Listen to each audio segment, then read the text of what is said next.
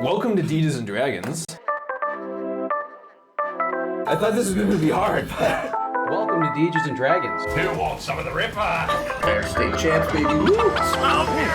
He's clearly Captain Crunch. I'm a man of the people. Shattered world. Ripper knows. Ripper always knows. Degecast. And as they say, all good things must come to an end. And welcome to the last episode of the Degecast, or at least the last episode of the Degecast in its current form. As you may know, I'm your host, Nate Lindberg, and you can find me on Twitter at Nate Lindberg, and you can follow our brand on Twitter, YouTube, and Facebook at Degetime.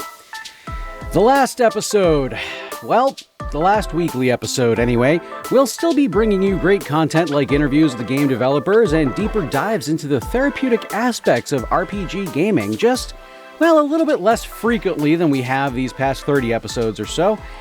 The other big change is that if you listen to this on a podcast feed such as Spreaker, Spotify, Apple Podcasts, or another podcast medium, new content will not be posted on those feeds. Our YouTube channel, Degetime, well, that's where you're going to find this show going forward, folks. Now, why the change? So, a few reasons.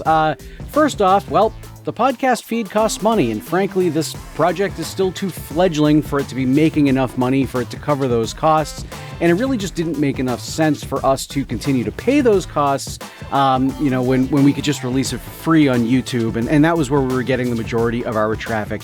Anyway, we've also been trying to pack so much content into just like one episode of the Degecast that we would routinely find ourselves not really knowing what to talk about as our gameplay would progress. You know, like we'd start with episode 1 of our Ghost Ops talk, and then by the end of the Ghost Ops game, there really wasn't a whole lot that we were finding to talk about therapeutically. So rather than just try to come up with weekly content as filler, we want to be producing meaningful content that doesn't waste not just our time, but more importantly, your time. So as of this recording, I haven't quite figured out what the schedule for the upcoming Degecasts are going to be. We have some content planned, but I have a feeling we're going to be releasing them as we record and edit them, not necessarily on a set schedule of every Saturday at 8 a.m. Eastern Time, for example. However, that's not set in stone. Stay tuned, and we'll certainly keep you updated on that. You can stay tuned at our Degetime YouTube channel for further content here at the Degecast and Deges and Dragons, or hit me up at Degetime on Twitter with any questions or comments or anything like that on me and Conrad's not so easy decision to kind of cut back on the Degecast here. However, with all of that said, let us enjoy the last weekly episode of the Degecast and return to our conversation with Conrad, Tony, and John Ripper Bishop. So just thinking like anecdotal traumatic experiences, but like, nothing's severe. We're like not trying to trigger either of you, and we're not trying to trigger anyone in the audience. So that's why I'll just go first, and I think that'll make it more obvious.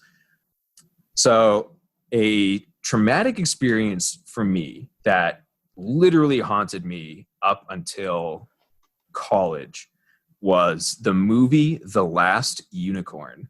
And I saw it. What? And I love that movie.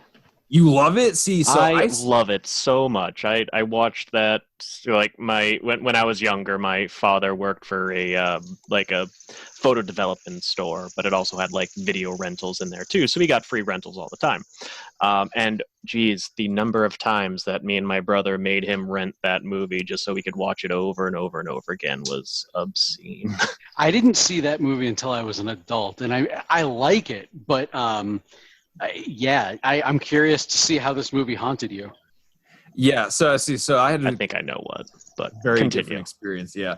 And I only saw it once, and I was probably 5 or younger, because I really can't remember much of the movie except that a giant flaming bull was responsible for killing all these unicorns and chasing them into the ocean to drown. And yeah, so hearing those words, and this might not even be like totally accurate. This is how I have remembered it for that checks out. That's 30 years. Yeah, okay, so that checks out. Yeah, so that experience when I was very young was just so horrifying because I saw unicorns as, like pure goodness and just like being their own thing. It's just like, yeah, we just like walk around the earth being creatures of good. And this flaming bull is murdering them in this horrific way where it's like, I'm chasing you into the ocean to drown. And like, I think they like become part of the ocean. It's like, that's why the ocean has crests and stuff.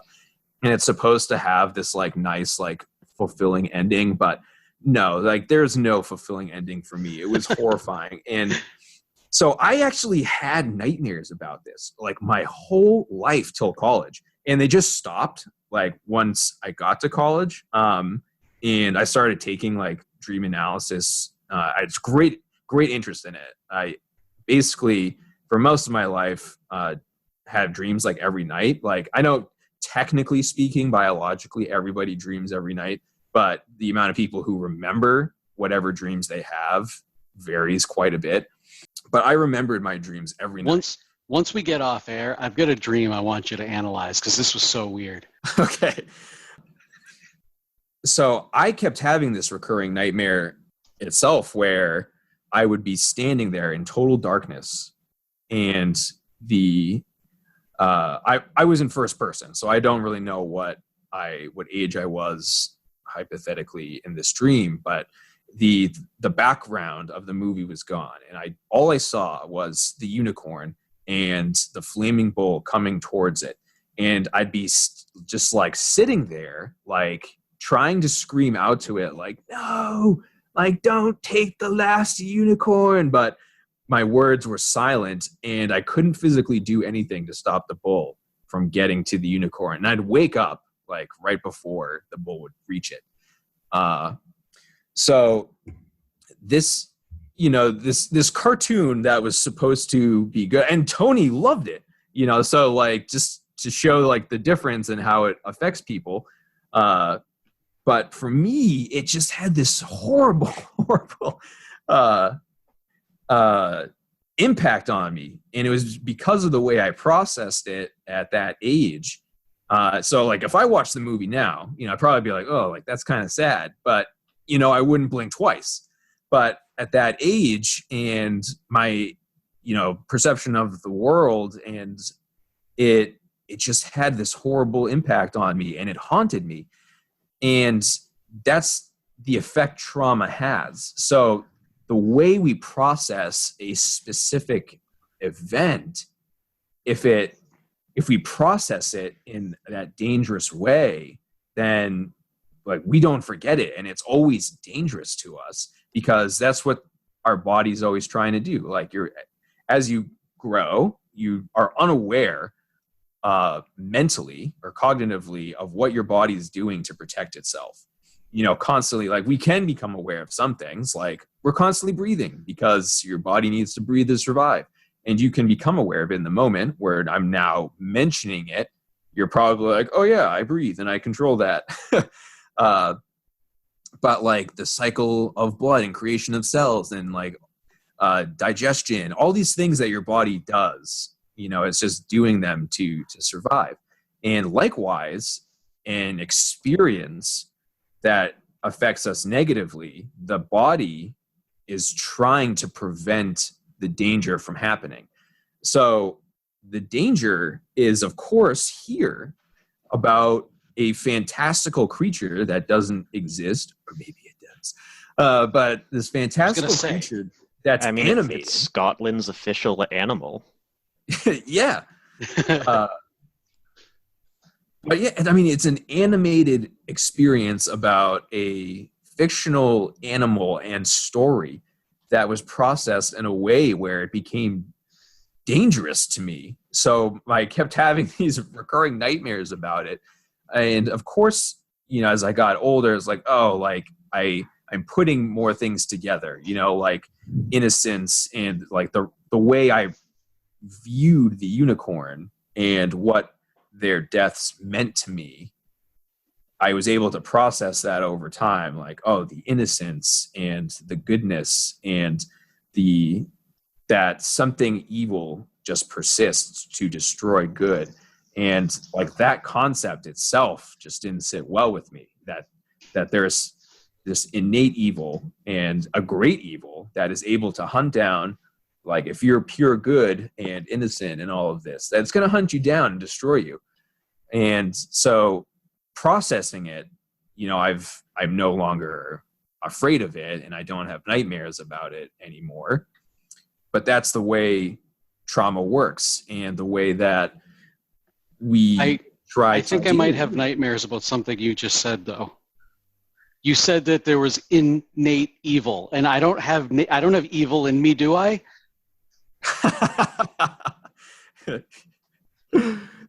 Yes, it is. Evil is innate. Oh no! Get out! Yeah, and other like scary, just I guess in terms of like movies, that are like horror movies that you can think of, like The Exorcist, and seeing like The Exorcist too young, you really process that a similar thing, like, oh, there's like this great evil that exists. In this case, it's the devil, and it's possessing a young girl who's innocent and pure at that point. And that concept that some sort of great evil, if like it doesn't matter if you're innocent and like what good you do, that it's still going to get you. So psychologically, like processing those concepts now, like I'm in a much better place, and I don't have a fear of some great evil, coming to get me if I try to be a good person. So now my body doesn't react that way. I stopped having nightmares, and I don't have this like sinking feeling in my stomach, like at the mention of these different things. So that's kind of like what we try to do clinically to help process these experiences. So, with PTSD and with ghost ops and these experiences that, are very real, visceral experiences. Like I've been talking about purely psychological perception at this point, but like the body remembers you were in danger, and, like the body remembers it. So like the sounds will trigger you, the smells will bring you back there because your body is trying to protect itself. It's not like trying to hurt you. That's the opposite of what your body's trying to do. Your body's like, you shouldn't relive these experiences. So either by making you remember them, you won't want to do them again, or you relate these sounds and smells to the danger, like they've become one thing. Like your body has learned that the smell of, like fireworks, that like the sound of fireworks is dangerous to you. And so then it takes time to, retrain the body essentially to like learn, like, no, those things are not a danger to us anymore. And that's what we try to do. And with ghost ops, it's a great place to put yourself in similar situations where you're safe without the sounds and the smells, and you can process them in a different way where your body will stop feeling persistent danger when there's any relation. So sorry, I kind of went ahead to just, the whole spiel before I took, your anecdotal examples, but I think we should hear some more of those. Yeah, sure. I'll go next, kind of jumping off of Conrad's childhood movie example, mainly because I've personally never really been a very frightful person. Not that I'm brave, I'm just incredibly reckless in just about all aspects of life, and I really have always been like that, even as a child. So there wasn't really much as a kid that scared me.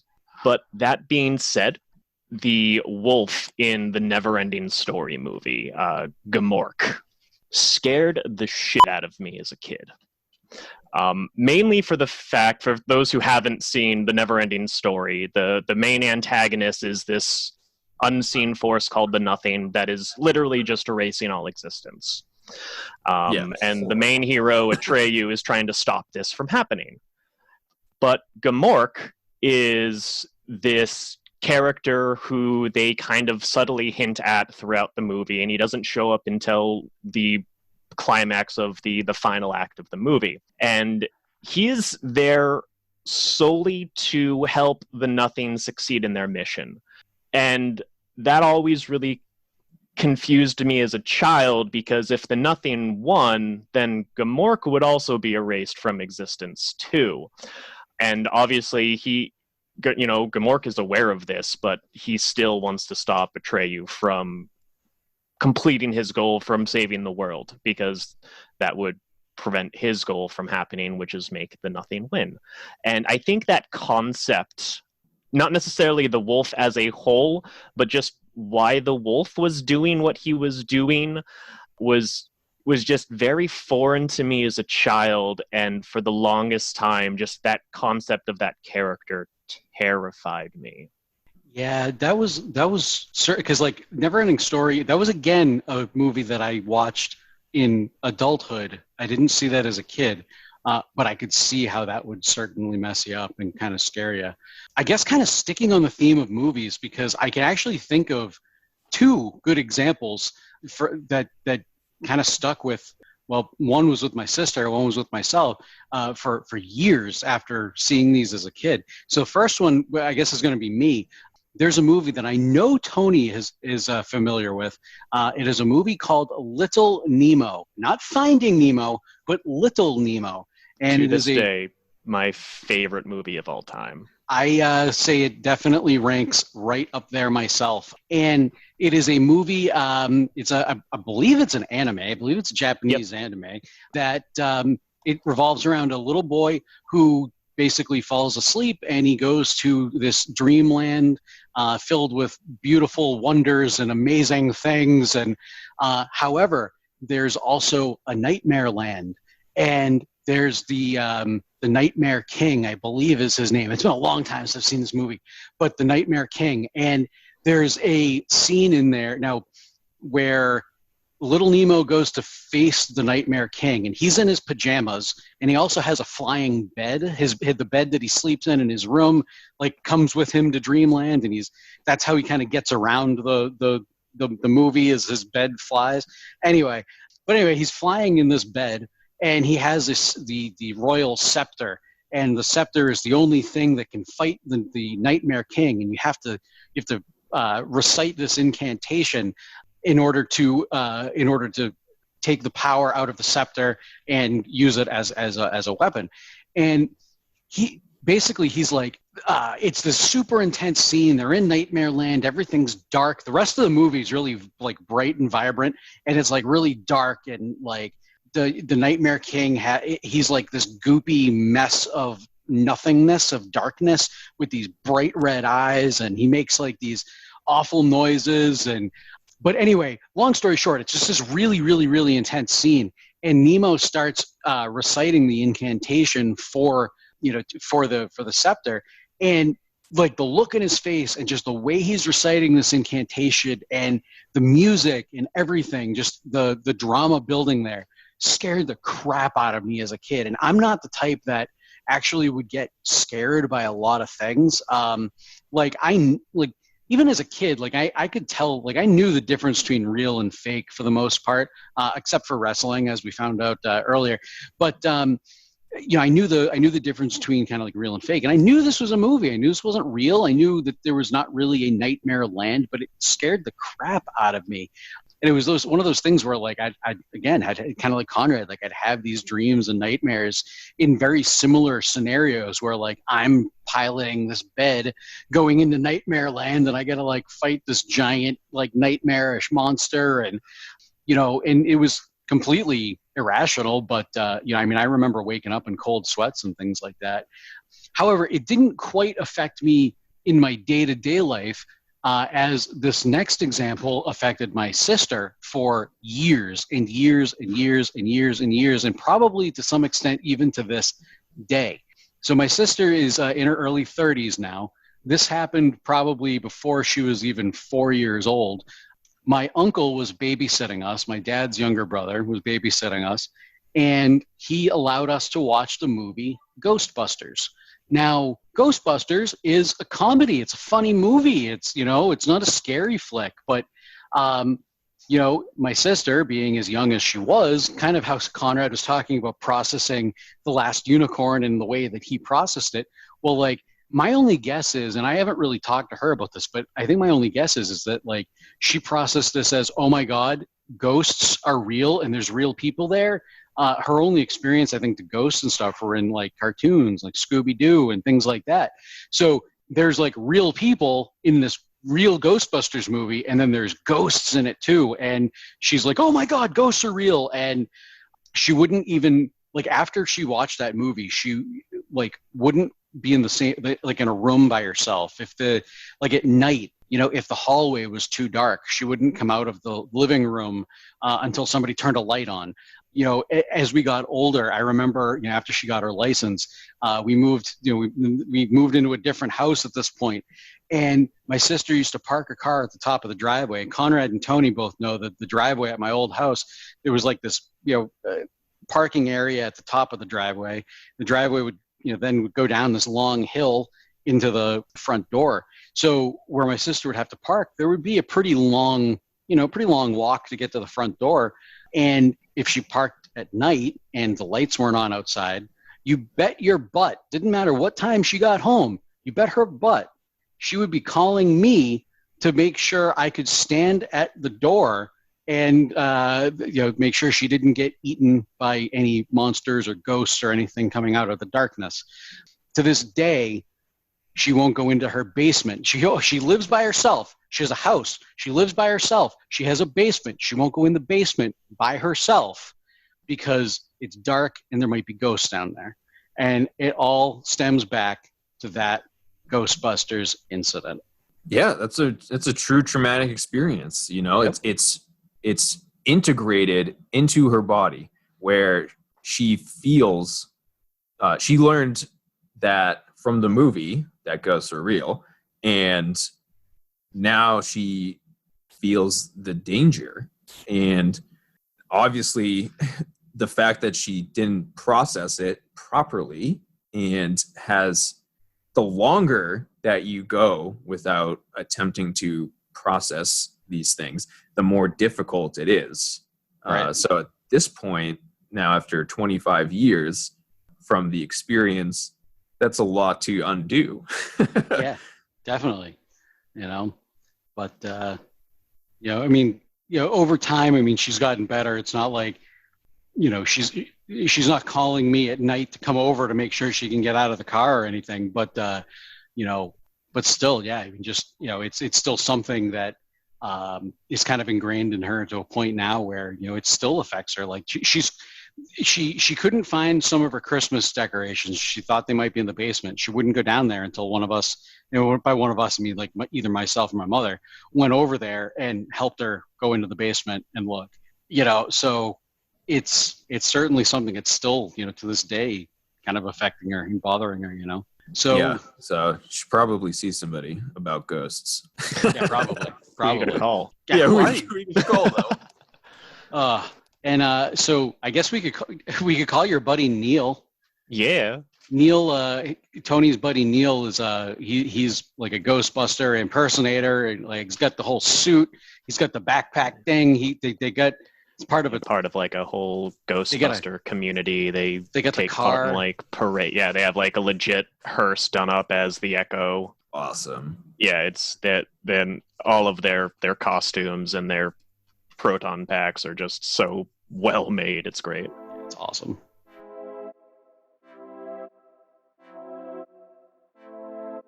All right, folks, and that was the last weekly episode of the Degecast, the supplemental podcast for our YouTube show, Deges and Dragons. As I said at the top of the show, after this episode, the audio podcast feeds will no longer be updated with new content, for now anyway. Be sure to tune in and subscribe to Deej Time on YouTube, the one-stop shop for everything Deej. And guys, I'm going to leave you with this. Remember, always factor some Deej Time into your day. Keep yourself recharged, and we'll see you guys down the road. Thanks, everybody.